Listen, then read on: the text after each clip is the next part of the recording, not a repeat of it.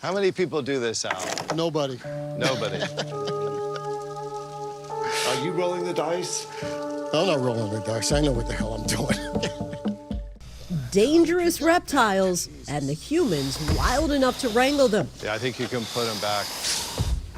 This is the wild world of selling, breeding, and collecting exotic and sometimes illegal animals in the U.S. How to get Komodos into the United States.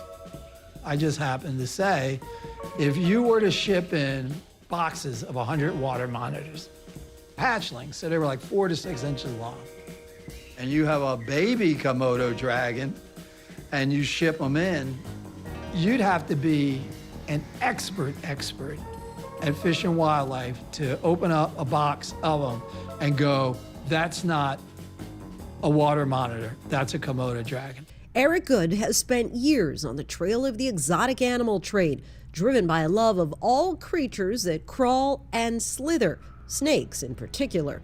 For many, the stuff of nightmares. The devil personified in the book of Genesis. Snakes. Why did it have to be snakes? Indiana Jones's biggest fear in Raiders of the Lost Ark. And the fellow passenger from hell in Snakes on a Plane. I have had it with these snakes on this plane. Snakes in particular often get a bad rap. People fear them, but yet you're so fascinated by them. Why? Snakes are misunderstood. They're vilified wrongly. They're really important animals in the ecosystem, and we should love snakes. Now, Eric directed Monsters of God, a new HBO docuseries that takes us inside the shadowy world of exotic reptile smugglers and the obsession that drives them. He's the man behind Netflix's Tiger King. It's not every day that a zookeeper went to prison for murder for hire. The series, a massive hit, spawning internet memes and reaching 34 million unique U.S. viewers in its first 10 days when it premiered on Netflix.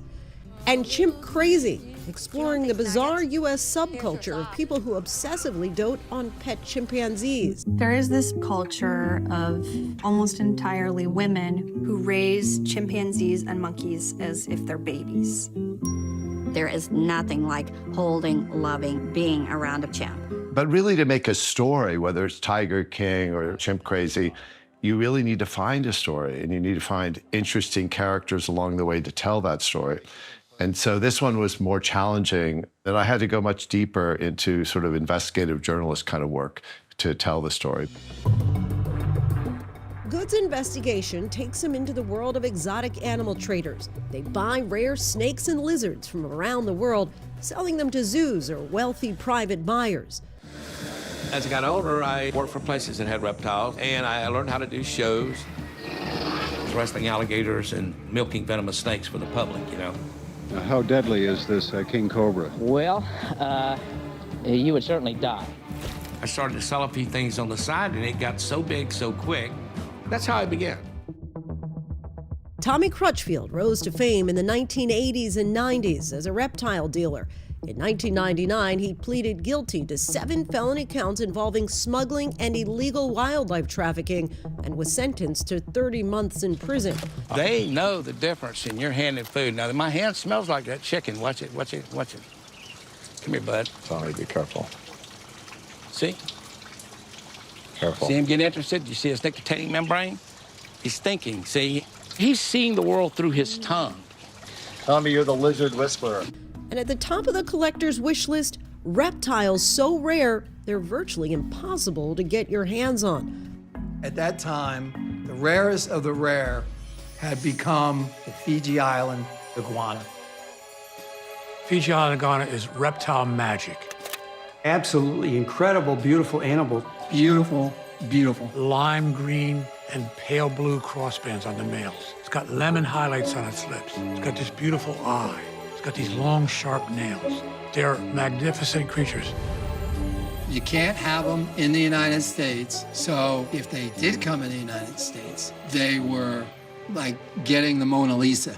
You interview 2 people who are well-known smugglers in this industry, and I'm curious if they expressed any remorse for their actions. Oh, wow, that's a good question. Yeah, some of them do. They're a product of their environment. They found themselves having that role in life, being a reptile dealer. And I did interview some people that really were saddened by the sort of the casualties along the way selling reptiles. Monsters of God ultimately shines a light on the welfare of exotic animals and how behind the glamour of the trade, their exploitation can help drive species toward extinction. Overall, ideally like your viewer to take away. That there are so many endangered species out there, and especially reptiles. Turtles and tortoises are one of the most endangered groups of vertebrates on the planet. So just be aware that, one day you'll wake up and these things won't be around. I want the next generation and the next generation to enjoy reptiles and be able to have a pet chameleon or a leopard gecko or a bearded dragon.